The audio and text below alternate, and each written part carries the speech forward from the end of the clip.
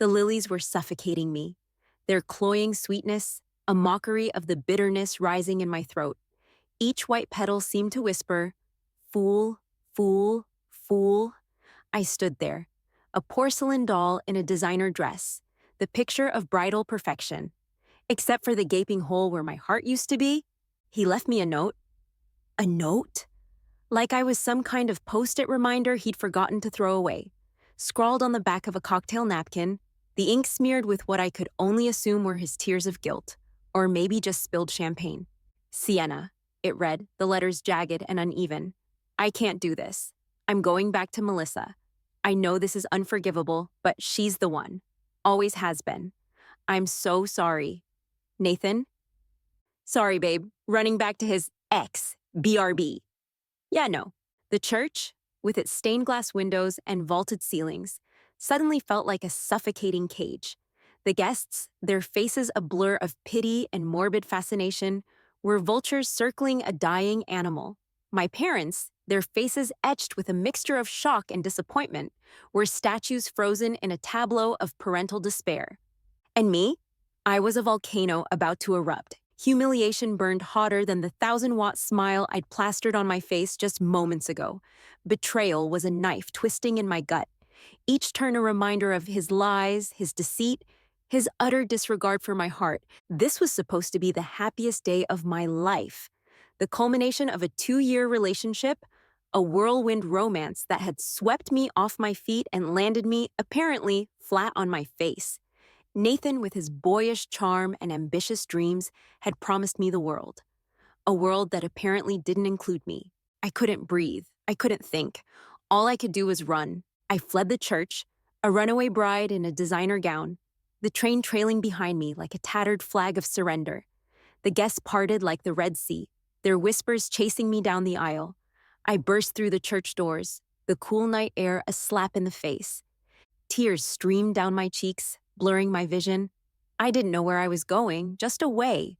Away from the church, away from the guests, away from the wreckage of my dreams. The screech of tires pierced the night, a blinding light, a deafening horn, and then nothing. When I woke up, the first thing I noticed was the smell. Sterile, antiseptic, the unmistakable aroma of a hospital. "She's awake," a voice chirped. "Sienna, can you hear me?" I blinked, my vision blurry. A woman in a white coat hovered over me, her face a mask of professional concern. What happened?" I croaked, my voice raspy. "You were in an accident," the doctor explained gently. "A hit and run. You're lucky to be alive." Lucky? Was that the word for it? To survive a car accident only to wake up to the realization that your fiancé had left you for his ex on your wedding day? But then, something strange happened. As the doctor continued to speak, I heard another voice. Not out loud, but in my head. "She's lying," the voice sneered. "She's not telling you the whole story. She messed up the surgery. She's trying to cover her tracks." I stared at the doctor, my eyes wide with disbelief. Was I hearing her thoughts? "Is everything all right?" the doctor asked, her brow furrowed with concern. "You seem distressed." "She's worried," the voice in my head continued. "She's afraid you'll sue." I closed my eyes, trying to make sense of the chaos in my mind. The accident, the betrayal, the voices. It was all too much. The sterile scent of antiseptic clung to the air, a stark contrast to the cloying sweetness of the lilies that had haunted my nightmares. I blinked, the harsh fluorescent lights of the hospital room a jarring assault on my senses. My head throbbed in time with the rhythmic beeping of the heart monitor, a constant reminder of my fragile mortality. But something else was different. A buzzing, a hum, a symphony of whispers that seemed to emanate from the very walls themselves. At first, it was just noise, a cacophony of thoughts, a jumbled mess of anxieties and desires. The nurse worrying about her sick child, the patient in the next room praying for a miracle, the doctor in the hallway fantasizing about his upcoming vacation. It was overwhelming, terrifying, like being trapped in a crowded room where everyone was shouting their innermost secrets. I squeezed my eyes shut, trying to block out the noise, but it was no use. The voices followed me, relentless, insistent. Then, something shifted. Like tuning a radio, I started to make sense of it. I could focus on individual voices, individual minds. I could hear the nurse's fear for her child, the patient's desperate hope, the doctor's fleeting fantasies. And what I heard? Well, let's just say it was eye-opening. The kindly old woman in the next bed, the one who'd offered me a comforting smile, was secretly plotting to steal my pudding cup. The handsome young doctor, the one with the charming bedside manner, was more interested in my insurance coverage than my recovery. And the nurse, the one with the tired eyes and the gentle touch, was battling a crushing student loan debt and a failing marriage. It was a revelation, a terrifying and exhilarating glimpse into the hidden world of human consciousness. I was no longer just Sienna Carter, the jilted bride, the victim of a hit and run. I was Sienna Carter, the mind reader, the woman who could see through the facades, the lies, the carefully constructed personas. Fear warred with fascination. This power, this unexpected gift, was both a blessing and a curse. It was a window into the darkest corners of the human psyche, a glimpse into the secret desires, the hidden motives, the unspoken truths that lurked beneath the surface. But it was also a weapon, a tool, a means to an end. And as the initial shock wore off, a sense of purpose, of determination began to take root. Nathan thought he could break me. He thought he could discard me like a used napkin, leave me to wallow in my misery. He was wrong. I would use this gift, this power, to rebuild myself, to rise above the ashes of my shattered dreams. I would expose the lies, the hypocrisy, the corruption that festered beneath the polished veneer of Washington society. I would become a force to be reckoned with, a woman who could not be ignored, a woman who would make them all pay for underestimating me. The whispers in my head were no longer a source of fear. They were a symphony of secrets, a chorus of vulnerabilities, a map to the hidden levers of power. And I, Sienna Carter, the mind reader, the woman reborn, would learn to conduct them. The air in Washington, D.C. was thick with ambition. It hung heavy in the marbled halls of Congress, lingered in the smoky back rooms of power lunches, and clung to the designer suits of lobbyists like a second skin. Returning to the city after my accident, I felt it more keenly than ever before. But this time, I had a secret weapon. Gone were the days of naive idealism, of believing in the noble pursuit of public service. My newly acquired mind-reading ability had ripped the veil off the political landscape, exposing the raw, unfiltered truth beneath the carefully crafted facades. Washington, D.C. is a city built on secrets. Lies, betrayals, hidden agendas, it's all there, bubbling beneath the surface. And now, I could hear it all.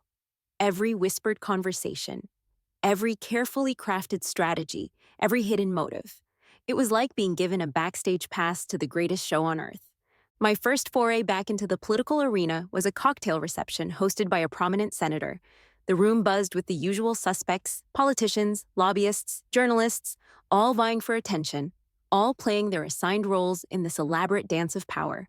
Senator Thompson, his face plastered with a practiced smile, approached me with outstretched hand. "Sienna, my dear, so glad you can make it. We've missed you." Little Sienna Carter, his thoughts echoed in my mind. Back from the dead. Wonder if she still has that fire in her belly, or if that accident finally knocked some sense into her. I returned his smile, my own carefully crafted mask, hiding the amusement bubbling within. "Senator, it's a pleasure to be back. And yes, the fire is still burning." Good, he thought, his eyes gleaming with a predatory glint. She could be useful, very useful. The evening was a revelation. I drifted through the crowd, a silent observer, my mind a sponge soaking up the secrets swirling around me. I heard the congressman's hushed bribe to a lobbyist, the senator's carefully veiled threat to a rival, the journalist's cynical assessment of the latest political scandal. It was intoxicating, this access to the raw, unfiltered thoughts of the powerful. I felt like a puppet master, pulling the strings, manipulating the players in this grand game of political chess. And as I watched them all, these masters of the universe, their carefully constructed facades crumbling under the scrutiny of my mind, I knew that I had found my purpose. This was my revenge. Not the petty, vindictive kind that Nathan deserved, but something far more potent.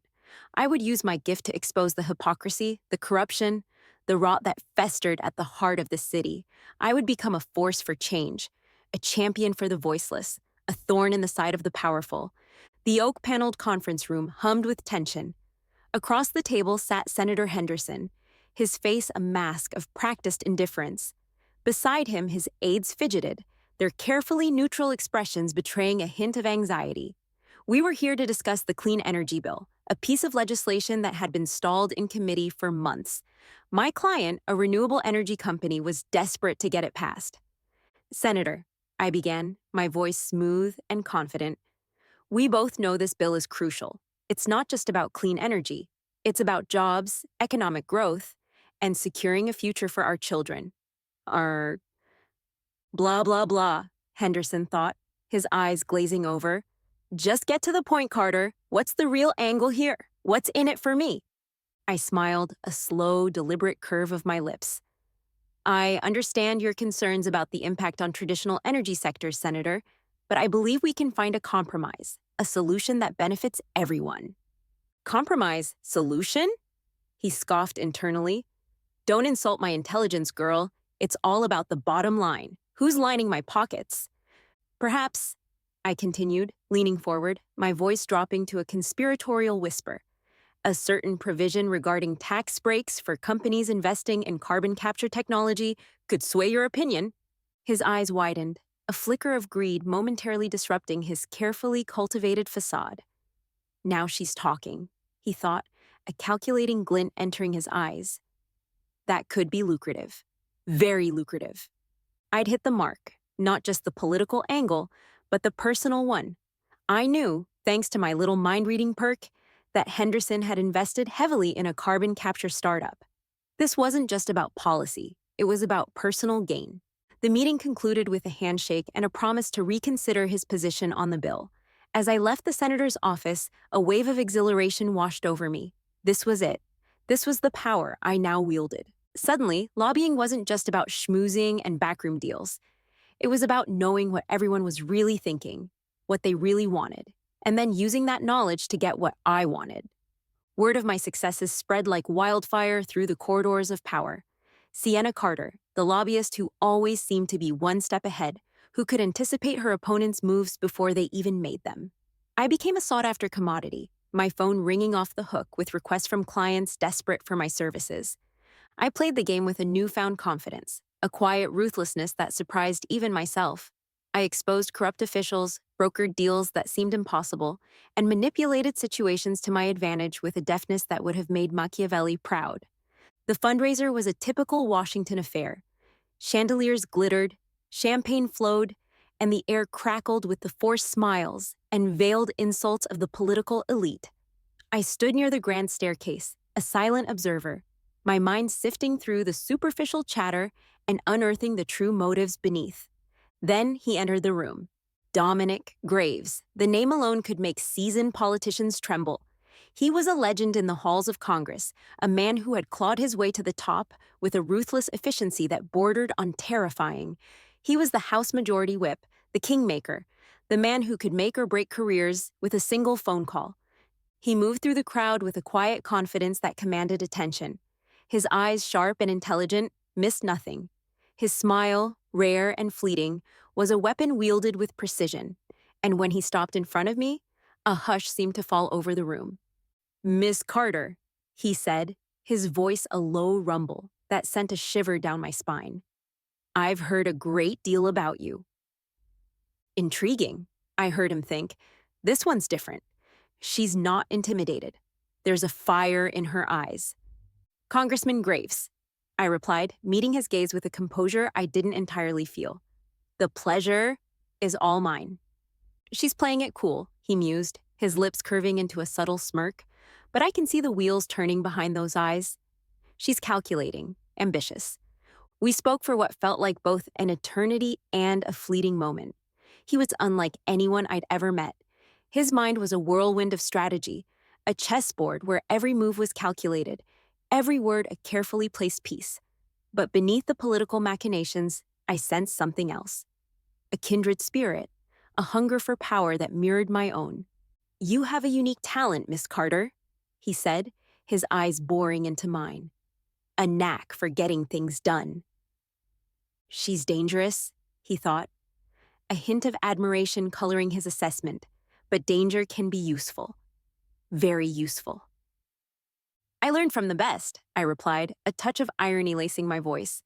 Ah, yes, his mind flashed back to a recent political victory I'd orchestrated.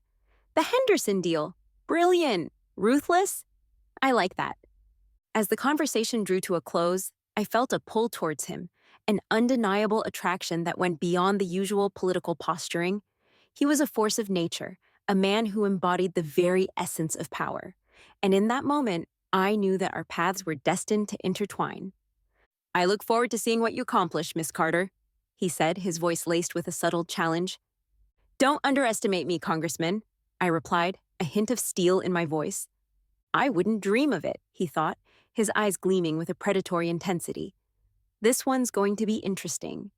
And as I watched him walk away, his presence leaving a palpable void in the room, I felt a surge of excitement, a thrill of anticipation for the battles to come. Dominic Graves had thrown down the gauntlet, and I, Sienna Carter, was more than ready to pick it up. The whispers started subtly. At first, it was just a few curious glances, a couple of hesitant approaches at cocktail parties. Then, the invitations began to arrive, not just to the usual fundraising galas and political hobnobbing events, but to private dinners, closed-door meetings, and intimate gatherings of the truly powerful. Sienna Darling, Senator Bellwether, a woman who could charm the birds out of the trees with her southern drawl, confided one evening, "I simply must pick your brain about this infrastructure bill. You seem to have a knack for understanding the nuances." She knows, I thought, amused. She doesn't know how, but she knows I have an edge. Aloud, I simply smiled and said, "Senator, I'm always happy to offer my insights." My insights, of course, were gleaned not from policy papers and expert analysis, but from the unfiltered thoughts of the very people who shape those policies. I knew their motivations, their fears, their hidden agendas. I knew what arguments would resonate, what compromises would be acceptable, what buttons to push to get the desired outcome. It wasn't long before I was playing the game at a whole new level. I was whispering in the ears of senators, influencing policy decisions, and building alliances that would have been unthinkable just a few months ago. My client list grew exponentially, encompassing not just corporations and advocacy groups, but also individual politicians seeking an edge in the cutthroat world of Washington politics. Miss Carter, Congressman Riley, a man whose ambition outweighed his talent, pleaded, "I need your help. The re-election campaign is floundering. My opponent is gaining ground. What do I do?" "He's terrified," I noted, watching his internal panic escalate. "He's willing to do anything to win." "Congressman," I said calmly, "I believe a strategic leak about your opponent's questionable campaign finances could shift the narrative in your favor." "She's ruthless," he thought, a flicker of admiration mixed with fear, "but effective, exactly what I need." The leak, carefully orchestrated and timed to perfection, did its job. Riley's opponent was embroiled in scandal, his campaign imploding under the weight of public scrutiny. Riley, meanwhile, sailed to re-election, singing my praises to anyone who would listen. My reputation grew. Sienna Carter, the woman who could turn the tide, the strategist with the Midas touch, the whisperer in the halls of power.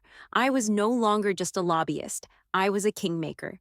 And as I watched the political landscape shift and reshape under my influence, I couldn't help but feel a sense of satisfaction, a quiet triumph over the limitations of my past.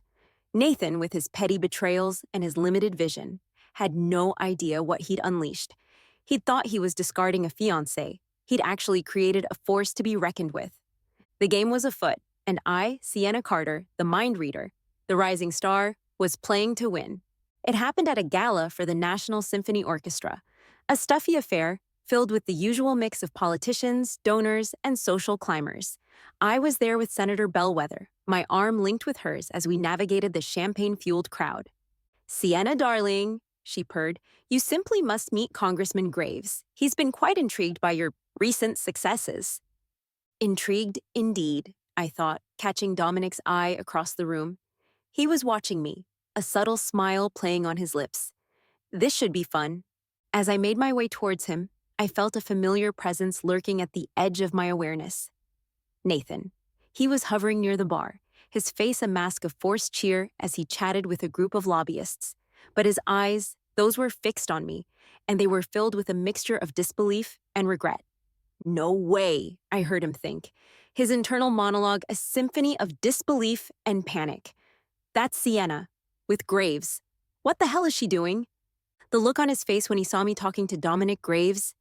Priceless. It was like watching a cartoon character realize they just walked off a cliff. He hadn't just lost a fiancée. He'd lost his access to power, to influence, to the world he thought he belonged in. I saw the realization dawn on him, the understanding that he'd traded a winning hand for a pile of worthless chips.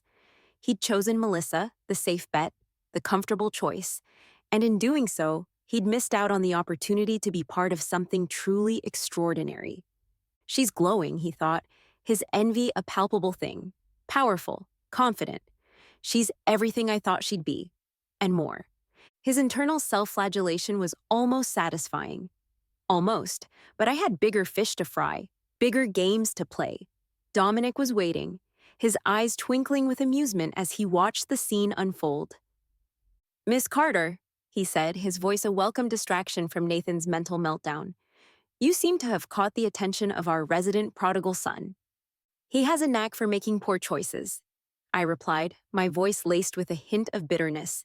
Indeed, Dominic thought, his gaze lingering on Nathan for a moment. A man of limited vision. He doesn't deserve her. The conversation shifted to more pressing matters. Upcoming legislation, political alliances, the delicate dance of power that played out in this city every day. But I couldn't help but steal a glance back at Nathan, his face now a mask of despair. He'd tried to reach out, of course, a few awkward phone calls, a couple of emails filled with apologies and excuses. But I'd ignored them all. He'd made his choice, and now he had to live with the consequences. As the evening wore on, I felt a sense of closure, a quiet satisfaction at witnessing his regret. It wasn't about revenge, not really. It was about proving to myself and to him that I was more than just the woman he'd left behind. I was Sienna Carter, the rising star, the woman who could make senators tremble and congressmen beg for her favor. And as I walked out of the gala that night, Dominic's hand resting lightly on my back, I knew that Nathan was just a footnote in my story, a stepping stone on my path to power. The future was mine for the taking, and I wasn't going to waste it on looking back. Eleanor Vance. The name itself tasted like stale whiskey and broken promises. She was Nathan's boss, a congresswoman whose ambition was only surpassed by her ruthlessness. And she, like Nathan, had underestimated me. Big mistake. Vance saw me as a threat, not just to her political aspirations, but to her carefully constructed image of power and control. She tried to subtly undermine me, planting rumors, questioning my influence, attempting to freeze me out of key meetings. Amateur hour, I thought, a smirk playing on my lips. She thinks she can play me, I heard her think during a charity gala. Her eyes narrowed as she watched me effortlessly charm a key donor. She's getting too close to Dominic. That needs to stop. Oh, Eleanor, I thought, a wave of amusement washing over me. You have no idea what I can hear. Vance's attempts at sabotage were clumsy, predictable. She'd try to exclude me from important events, only to find me already there, having anticipated her move. She'd spread whispers about my questionable lobbying tactics, conveniently forgetting her own history of backroom deals and shady alliances. It was almost pathetic. She's trying to discredit me, I realized, listening to her inner circle gossip about my sudden rise to prominence. She thinks if she can damage my reputation, she can weaken my influence. Clever girl, I thought, a hint of admiration creeping in, but not clever enough. I decided to play along, letting her think she was getting under my skin. I'd feign surprise at her snide remarks, act flustered by her attempts to exclude me. It was all an act, a carefully crafted performance designed to lull her into a false sense of security.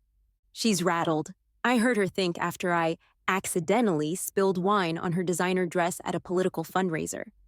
Good, she's starting to crack. Oh, Eleanor, I thought, a slow smile spreading across my face. You have no idea. I'm not cracking. I'm just getting started.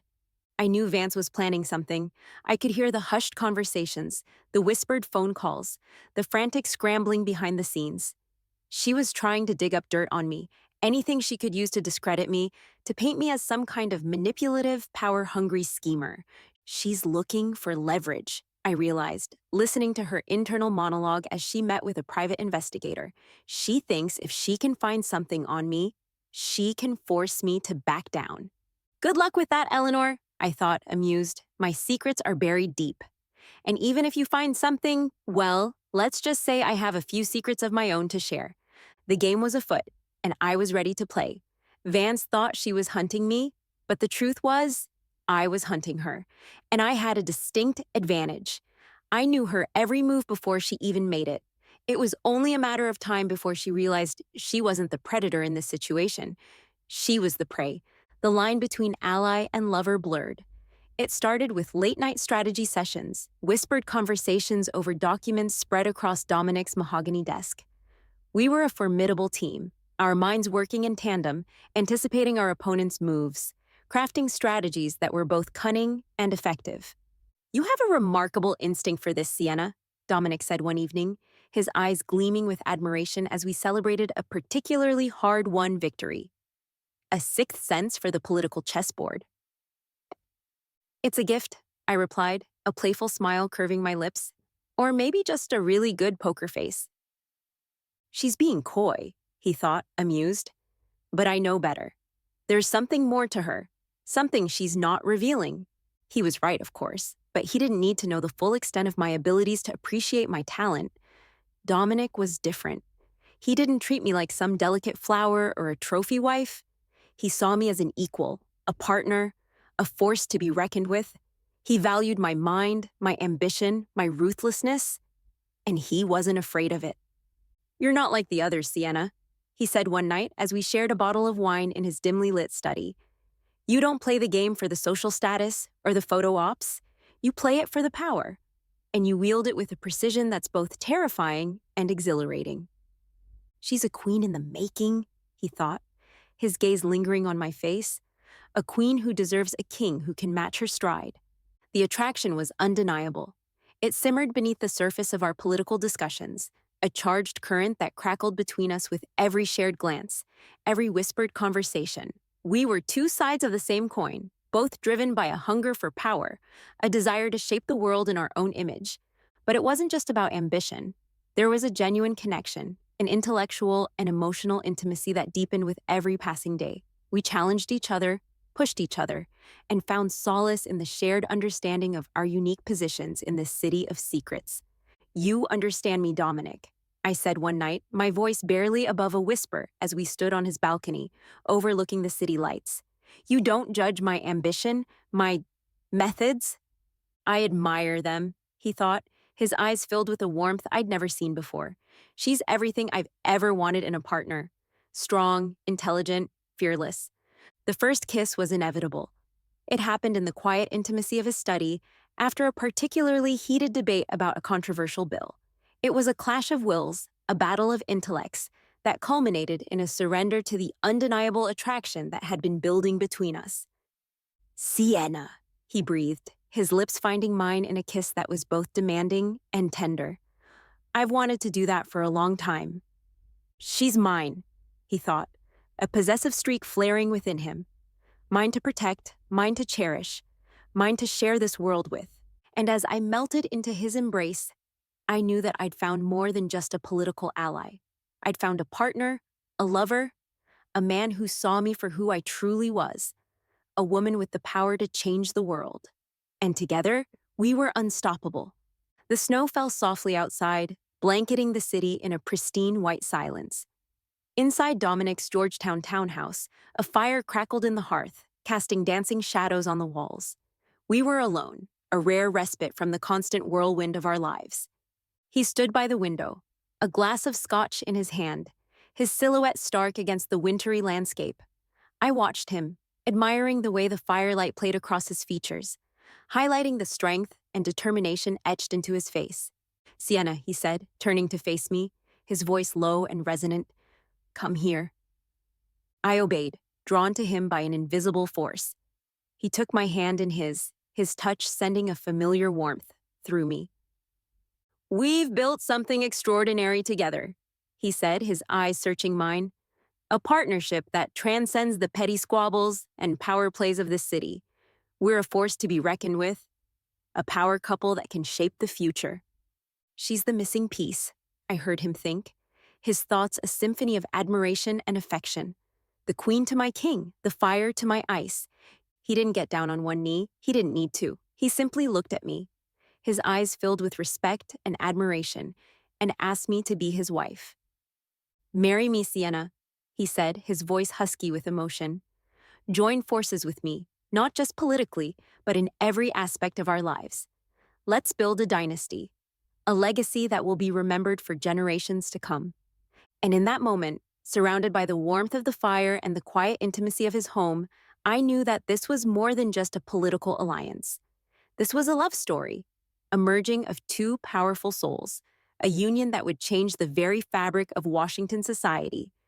"Yes," I said, my voice trembling with emotion. "Hell yes." He slipped a ring on my finger, a stunning emerald that reflected the fire in my eyes. We sealed the deal with a kiss, a passionate embrace that spoke volumes about the depth of our connection.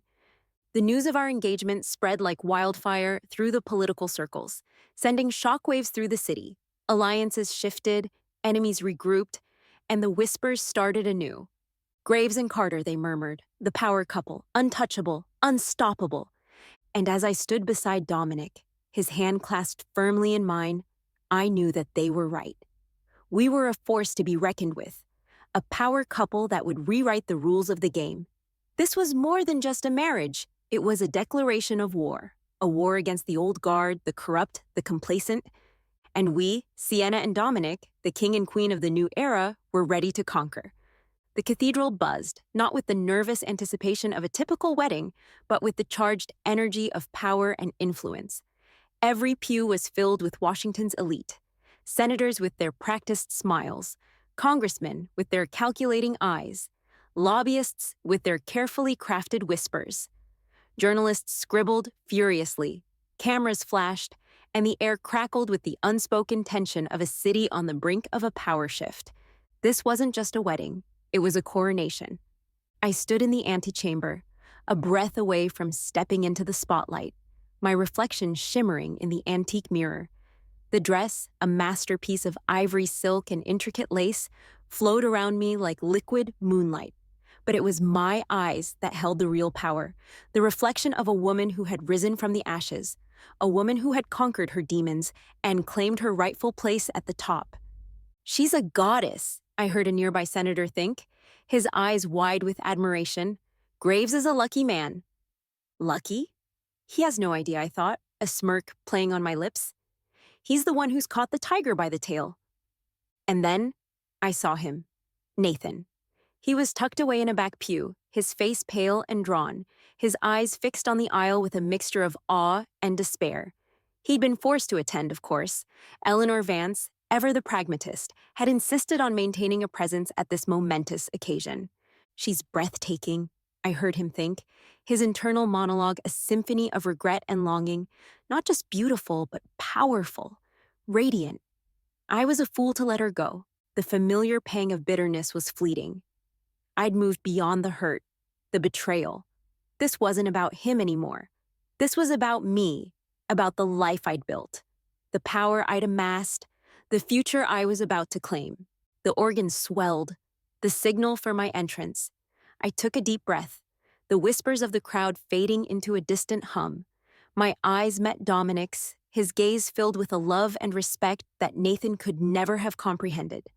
And as I walked down the aisle, the weight of every triumph, every battle won, every obstacle overcome propelled me forward. This wasn't just a walk towards my future husband, it was a victory march, a testament to my resilience, my strength, my unwavering determination to rise above the ashes of my past. And as I reached the altar, Dominic's hand outstretched to meet mine, I knew that this was only the beginning. The whispers of the crowd were a distant echo now, drowned out by the triumphant beating of my own heart. Nathan, with his regrets and his lost opportunities, was a fading shadow, in the rearview mirror. This was my moment, my time to shine, my chance to claim the power that was rightfully mine. And as I looked out at the assembled crowd, a confident smile curving my lips, I knew that the game had just begun. The reception was a whirlwind of congratulations, veiled threats, and carefully orchestrated power plays. Champagne flowed freely, fueling the ambitions and anxieties of the assembled guests. I stood beside Dominic, my hand clasped in his, a queen surveying her court. Nathan, looking utterly out of place amidst the glittering throng, hovered near the edge of the dance floor, his eyes darting nervously between me and Dominic. He'd tried to avoid us, of course, but Dominic had a knack for making his presence felt, even in a crowded room. "Excuse me, darling," Dominic murmured, his lips brushing against my ear. "I have some unfinished business to attend to." "Time to twist the knife," I heard him think, a predatory gleam in his eyes. Let him see what he's lost. I watched as Dominic approached Nathan, his movements deliberate, his expression unreadable. The crowd parted instinctively, sensing the undercurrent of tension, the silent clash of wills. "Mr. Pierce," Dominic said, his voice low and smooth, a dangerous undercurrent beneath a polite facade. "A word, if you please." Nathan flinched, his face paling. He couldn't refuse, not here, not with all eyes upon them. He followed Dominic to a secluded corner of the room, his shoulders slumped, his defeat palpable. Dominic's voice was low, almost a murmur, but it cut through the noise of the reception like a knife. "Do you regret leaving her now?" And in that moment, Nathan knew. He hadn't just lost Sienna. He'd lost his future. He'd lost his place in the world. I watched from afar, a silent observer to Nathan's downfall. He'd underestimated me, underestimated the woman he thought he knew. He'd traded a queen for a pawn, and now the game was over. She was my future, I heard him think, his internal monologue a symphony of despair. I could have had it all, power, love, a place at the top. But I threw it all away. Dominic's words were a final blow, a confirmation of his utter defeat. He'd not only lost me, but he'd lost the chance to be part of something bigger, something that transcended the petty ambitions of his former life. "I'm nothing," he thought, his spirit crumbling under the weight of his regret. A nobody, a footnote in her story. And as I watched him walk away, his shoulders slumped, his defeat evident in every step, I felt a flicker of, not pity, not exactly, perhaps a touch of satisfaction. He'd made his bed, and now he had to lie in it. The whispers started anew as Nathan retreated from the reception, his departure a silent acknowledgement of his loss. The guests, their eyes gleaming with a mixture of awe and fear, watched me with a newfound respect. I was no longer just Sienna Carter, the lobbyist, the strategist. I was Sienna Graves, the wife of the kingmaker, the woman who held the keys to the kingdom. And as I raised my glass in a silent toast, the firelight dancing in my eyes, I knew that this was only the beginning. The game had changed, and I, the queen, was ready to rule.